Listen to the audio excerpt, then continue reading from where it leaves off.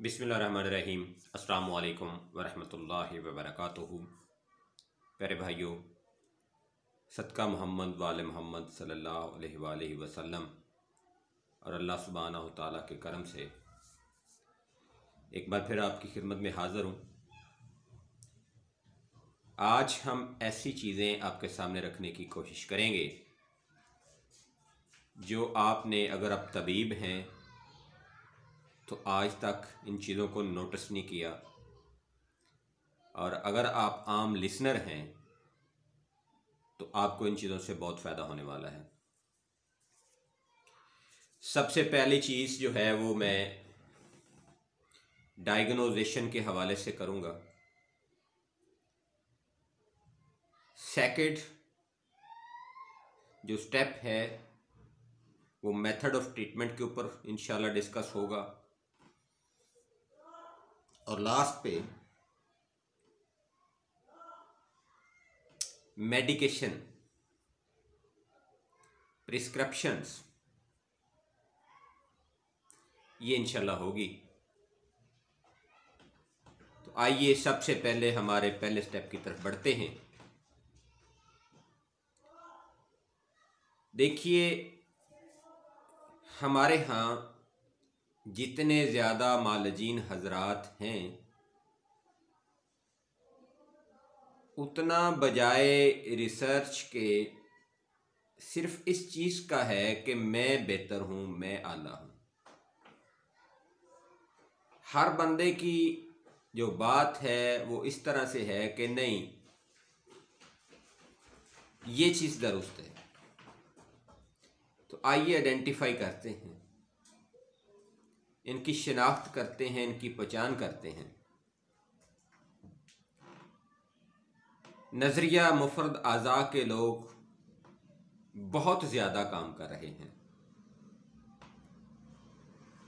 मैंने जहाँ तक देखा है 90% लोग जो हैं उनको पता ही नहीं है, लेकिन वो काम कर रहे हैं। 10% लोग जानते हैं और उनकी पूरी कोशिश है कि वो बाकी दोस्तों को उस हवाले से इन्फॉर्म करें, उनको बताएं, उनको मालूमात दें, लेकिन या उनके समझाने में मसला है या वो लोग जो समझना नहीं चाह रहे उनमें मसला है। फॉर एग्जाम्पल, पहली जो चीज़ है वो ये है कि मोहतरम साबर मुल्तानी रहमतुल्लाह अलैहि, उनका ये कहना है कि तस्कीन वाले उज़ू को तारीख दी जाए तो अमराज का इलाज हो जाता है, चाहे अलामात कुछ भी हों।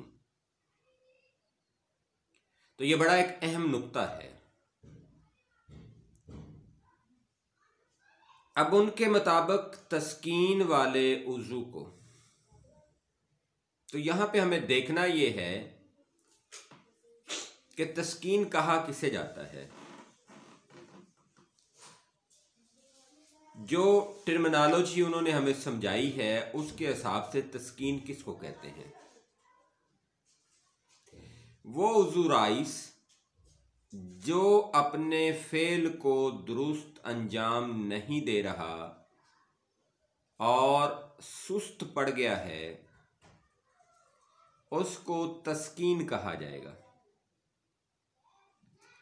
और वो उज़ू राइस जो अपना फेल ज़्यादा सर अंजाम दे रहा है, ओवर काम कर रहा है, जितना उसको काम करना चाहिए था उससे ज़्यादा काम कर रहा है, तो उसको तारीख कहा जाता है। अब काम करने से मुराद ये है कि जो अज़ा हमारे हैं उनसे जो अखलात, जिस तरह से जिगर ही बनाता है और मुख्तलिफ अज़ा की तरफ चली जाती हैं, तो इखलात खून के अंदर दौड़ने वाली चीज़ों का नाम है। अब जो खिल्लत बड़ी है इसका मतलब ये हुआ कि उसका जो मतलका उज़ू राइस है वो ओवर एक्टिव है, वो अपनी खिल्लत ज़्यादा जज़ब कर रहा है बॉडी के अंदर। फॉर एग्जाम्पल अगर सुफरा पैदा हो रहा है, गर्मी की ज़्यादती है, गर्मी खुश्की है या गर्मी तरी है, मैं अभी इस बात पे नहीं जाता कि सुफरा बन रहा है, जिस्म में जज़ब हो रहा है या खारिज हो रहा है। मैं सिर्फ ये कहता हूँ कि सुफरा है, गर्मी है। तो गर्मी जब बढ़ेगी, गर्मी वाले उज़ू की हरकत तेज़ होगी, तो कोई तो ऐसा उज़ू है जिसकी हरकत सुस्त हो जाएगी। वो तरी वाला नहीं है हजरत, वो सर्दी वाला उज़ू है। तो एक तो ये वो वजह है। अगर आप सर्दी वाले उज़ू को तेज़ कर देंगे तो गर्मी वाला उज़ू जो है वो ठीक हो जाएगा, पहला। अब इसके ऊपर लातदाद आप बातें करें, बिस्मिल्लाह आप कर सकते हैं, लेकिन मैं यहाँ पे आपको इंशाअल्लाह अज़ीज़ बावसूख ये बात कह रहा हूँ कि अगर सफरा का इलाज सफरा से ही करना है तो इलाज नहीं होगा। अगर आप सफरा का इलाज तरी से करेंगे तो 20% होगा, 30% होगा। अगर सफरा का इलाज आप सर्दी के साथ करेंगे तो विद इन सम डेज और 100% होगा।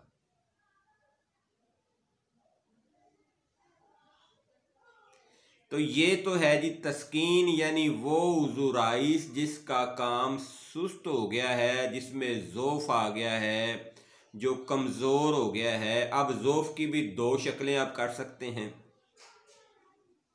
एक को आप सुस्ती कह सकते हैं, दूसरे को आप ज़ोफ़ कह सकते हैं, जिसको तस्कीन और तलील कहा गया है। खैर, बहरहाल बात करने का मकसद ये है कि आज तक जिन 10% लोगों को ये पता है, बड़े बड़े नाम हैं, मुझे बड़े नाम याद हैं, बड़े नाम मेरे से बातें करते हैं, और ये मैं ऐसी बातें जो हैं यहाँ पे पूरी दुनिया के सामने नहीं कर सकता कि किस किस बड़े हकीम ने मेरे से रब्ता किया और उन्होंने इस चीज़ को माना। और मैं किसी को ये चैलेंज नहीं कर रहा कि मेरे साथ किसी फोरम पे बात करें, क्योंकि मैं बहस बराए बहस का कभी भी ख्वाहिशमंद नहीं हूं। मैं तो हकीकत पे मबनी बातें सामने रखता हूं। अब देखिए, तिब्बे यूनानी है, सुफरा अगर है तो सुफरा का इलाज गर्मतर चीज़ों से तो नहीं होगा ना। रकीक बलगम है तो वो उजलाती साबी चीज़ों से सुदा फौरन पैदा करके उसको जमाएंगे तो नहीं ना। सिंपल। अब डॉक्टर्स हैं, अब तबीब हैं, होम्योपैथ डॉक्टर हैं। अब अगर तिब्बे यूनानी की बात की जाए तो वहां पे सिर्फ 3 चीज़ें हैं, सुफरा, सुदा और बलगम। कहते हैं कि कोई एक खिल्लत अगर खून में बढ़ जाए, जिस्म में बढ़ जाए, तो अमराज जन्म लेते हैं, पैदा होते हैं, और उस खिल्लत को निकाल देना ही उसका इलाज है। That's good, excellent. अब खिल्लत कैसे निकलेगा? अब अगर एक रूम टेम्परेचर है, कमरा है, वहाँ पे गर्मी है, तो गर्मी को और बढ़ाएंगे तो वो खिल्लत निकलेगा, या वहाँ पे कुछ ठंडी हवा देंगे या दरवाजे खोलेंगे या वहाँ पे ठंड मुहैया करेंगे? क्या करेंगे हम? ठंड देंगे तो गर्मी कम होगी ना। तो खिलत सफरा का जो इलाज है वो गर्मी तरी से नहीं होगा सर। मैं ये वो बातें कर रहा हूँ जो नज़रिया मुफरद अदा की हर किताब में लिखा हुआ है कि अगर साबी ज़लाती तरीक है तो ज़लाती साबी में बदल दें, अगर ज़लाती साबी है तो ज़लाती गुद्दी में बदल दें, अगर ज़लाती गुद्दी है तो गुद्दी ज़लाती में बदल दें। What is nonsense? ये क्या बकवासियात हैं? जो चलती आ रही है, कोई बंदा इसके ऊपर रिसर्च ही नहीं कर रहा। ऐसे मेरे साथ कई हुक्मा ने बात की जिन्होंने कहा जी हमने ये किताबी कीड़े हम बने, हमने उसके साथ चले, हमने इलाज किया, तो हमें लोगों ने ब्लेम किया कि यार ये क्या आपने हमें अद्वियात दे दी है। और वो डॉक्टर्स हैं, हुक्मा हैं, तबीब हैं, मालिज हैं, मैं किसकी बात करूं यार। बहरहाल अल्लाह हमें हदायत अता फरमाए। मेरा किसी के साथ कोई चैलेंज नहीं है, क्योंकि मैं इस चीज़ को कभी लाइक ही नहीं करता।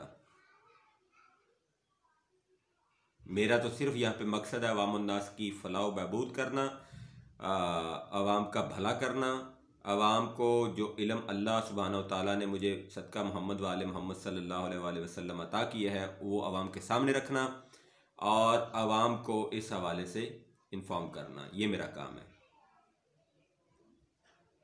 ये तो था जी डायग्नोजेशन, कि आपको डायग्नोज करते वक्त ये नहीं होना चाहिए कि जी हो सकता है जी सुफरा बड़ा हो या सुदा बड़ा हो। गलत है। आप अथेंटिकेट करें कि या तो सुदा है या सुफरा है या फिर बलगम है। तीनों कभी दो इकट्ठे मिलके नहीं हो सकते। ये पिछले दिनों एक चीज़ पे डिस्कस हो रहा था जी, उजलाती गुद्दी खुश्क गर्म मिजाज है जी, खुश्की भी है तो गर्मी भी है। तो भाई फिर आप कहें ना कि आपके रिया बढ़ी हुई है, खुश्की बढ़ गई है। अगर कोई बंदा कहता है जी गर्म खुश्क मिजाज है तो फिर कहें सुफरा बढ़ा हुआ है, गर्म तर है तो फिर भी कहें सुफरा बढ़ा हुआ है। गर्म चीज़ें सारी बंद करवाएं। तो आप क्या करवाते हैं, 5 नंबर चीज़ें इस्तेमाल करें जी, नहीं, गलत है। अब आते हैं, ये तो पहला मरहला था कि डायग्नोज करना। सेकंड मेथड ऑफ ट्रीटमेंट क्या है। तो मेथड ऑफ ट्रीटमेंट के हवाले से मैं ज़्यादा लंबी बात नहीं करता, वेरी सिंपल है। तिब्बे यूनानी कहता है कि जो किल्लत बड़ी है उसको निकाल दो, उसको खारिज कर दो, उसको बैलेंस कर दो। That is the method of treatment in Tibbe Unani. नजरिया मुफरद अज़ाक के अंदर जो मेथड ऑफ ट्रीटमेंट बताया जाता है सरासर गलत है।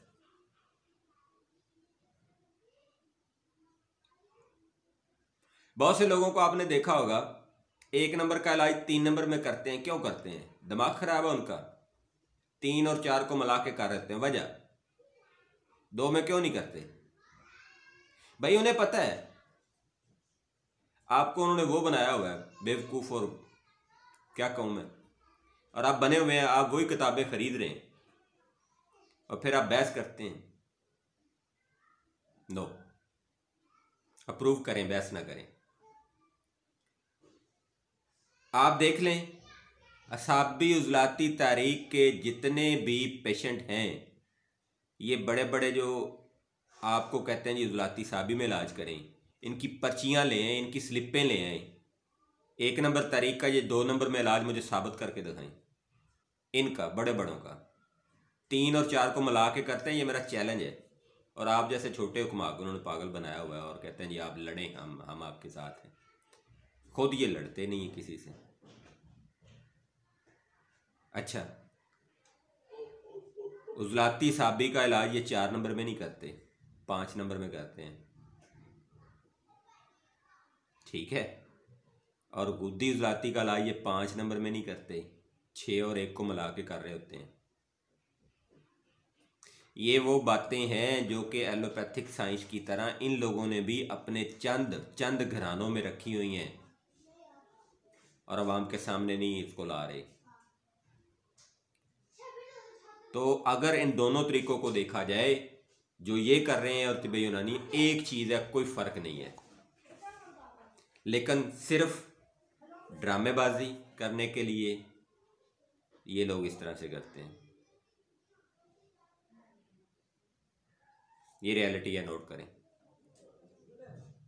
देखिए, खून के अंदर जो इखलात हैं उनको बैलेंस करना इलाज है, ना कि मिजाज को तब्दील कर देना इलाज है। अगर इस तरह से होने लग पड़े तो देखें असाबी मिजाज के अंदर भी इलामात यानी अमराज, उजलाती मिजाज के अंदर भी इलामात यानी अमराज, गुद्दी मिजाज के अंदर भी इलामात यानी अमराज। कैसे इलाज होगा? आम बंदा जो नजरिया मुफरद अदा का नया हकीम है, उसका यही हाल होता है। एक को मिजाज को दूसरे में, दूसरे को तीसरे में, तीसरे को फिर पहले में, पहले को फिर दूसरे में, दूसरे को फिर तीसरे में, ये बदलता रहता है और लगा रहता है। जो नए नए लोग आते हैं ना, उनका ये हाल होता है और ये मज़े ले रहे होते हैं। और ये इतने लोग हमारे यहाँ, मेरे पास ऐसे अल्फाज नहीं है जो इनको मैं यहाँ पे कहूँ। बस ये है, मैं ये कहता हूँ कि घटिया ज़हन के लोग हैं ये, अपने अड्डे चमकाना। मैंने देखा है सोशल मीडिया पे हुक्मा एक दूसरे की वो जलालत पेश कर रहे होते हैं, नहीं मैं उसको मिलने गया, उसने मुझे टाइम न दिया। यार ये क्या है? अगर अल्लाह ने आपको इल्म दिया है, अल्लाह ने आपको अकल दी है, समझ दिया है, फहम दी है, और दनाई तो बड़ी दूर की बात है, और फिर हिकमत आती है। क्या बातें करते हैं आप लोग? हिकमत पता है कहाँ पे होती है? अगर किसी बंदे के पास इल्म हो, उस बंदे के पास अकल भी हो, उस बंदे के पास समझ भी हो, उस बंदे के पास फहम भी हो, फिर दनाई और फिर हिकमत है। और मुझे बड़ा पता है हमारे कॉलेजेस के अंदर क्या होता है, 4 साल के कोर्स में क्या होता है। और ये जो नज़रिए को तो कोर्स ही रिकमेंडेड नहीं है, साल का और 2 साल का कोर्स है, और वो भी रिकमेंडेड नहीं है। और अगर चलें उसको आने वाले वक्त में रिकमेंडेड बना भी लिया जाता है, तो क्या होता है वहाँ पे? कुछ नहीं होता। आपको रिसर्च पेपर्स दिए जाएं तो पता चल जाएगा कि कितने लोग पास करते हैं, कितने लोग फेल करते हैं।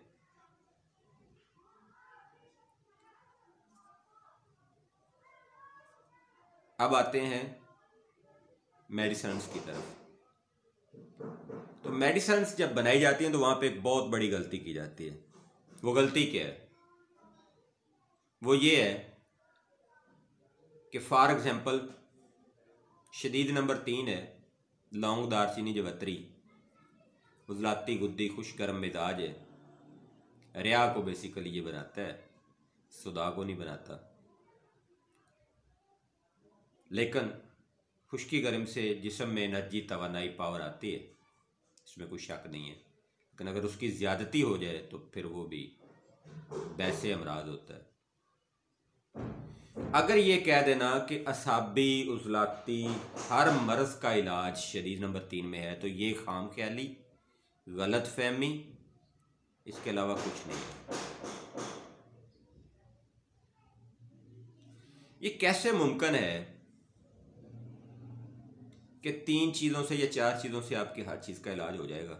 नहीं मुमकिन, ये ड्रामाबाजी है। ये उस तरह से है जिस तरह से एक एंटीबायोटिक हर चीज़ के लिए है, डेक्सा हर चीज़ का इलाज है, स्टीरॉयड हर चीज़ का इलाज है। अल्लाह के बंदो, अल्लाह हमें हिदायत अता फरमाए। देखिए, अगर आपको खांसी का मसला है तो चीज़ कुछ और देना पड़ेगा। अगर आपको फ्लू का प्रॉब्लम है तो चीज़ कुछ और देना पड़ेगा। अगर आपको स्टोमिक डिजीज़ है तो चीज़ कुछ और है। अगर आपको बोन्स का कोई मसला है तो डिजीज़ का है तो उसके लिए कुछ और है। ये हर्बल इंग्रेडिएंट्स जो हैं, हर चीज़ की अपनी एक वैल्यू है। फॉर एग्ज़ाम्पल जामुन की जो गुठली है उसकी अपनी वैल्यू है और हलीला स्याह की अपनी वैल्यू है। दोनों का मिजाज क्या है? सर्द खुश्क है। अगर यही बात है, आए मेरे साथ करें बात। सर्द खुश्क मिजाज की सिर्फ 2 चीज़ें नहीं है। चांदी का मिजाज भी सर्द खुश्क है, कली का मिजाज भी सर्द खुश्क है, हलीला स्याह का मिजाज सर्द खुश्क है, शब यमानी का मिजाज सर्द खुश्क है, जामुन की गुठली का मिजाज सर्द खुश्क है। तो चलें इसमें मुझे बताएं कि अगर आपने शुगर की ट्रीटमेंट करनी है तो क्या सारी चीज़ें आपके लिए ठीक हैं, या सिर्फ जामुन की गुठली इस्तेमाल करेंगे? ईमानदारी से बताना है, कमेंट करना है नीचे। सारों का जवाब होगा जी जामुन की गुठली, बाकी चीज़ें फिर किस लिए हैं? इन चीज़ों के ऊपर देखना पड़ेगा। मेरी अगली वीडियो जो है वो आ रही है कि ये जो मरकबात हम बनाते हैं उनके क्या क्या नुकसानात हैं, और ये जो कंपनीज की अद्वियात हैं उनके हवाले से एक बड़ा वावेला किया हुआ लोगों ने। कि जी वो गलत हैं, उसको मैं साबित करूंगा कि वो गलत नहीं है। किसी कंपनी ने मुझे कोई चीज़ नहीं दी और ना ही मैं किसी से लेने वाला हूँ, इसके ऊपर मेरी वर्किंग जारी है। अनकरीब एक वीडियो आ रही है कि कंपनीज की जो प्रोडक्शन है साला साल वो कैसे गलत आपने कर दी, और आपके पास जो लूज में चीज़ है और जिसका मिजाज कैफियत जो हैं वो कई अमराज के ऊपर पूरा नहीं उतरती, वो कैसे आपने दुरुस्त कर दी। अब यहाँ पे इसकी पूरी इंशाल्लाह बात होगी, तो मेरी उस वीडियो का भी इंतज़ार कीजिएगा।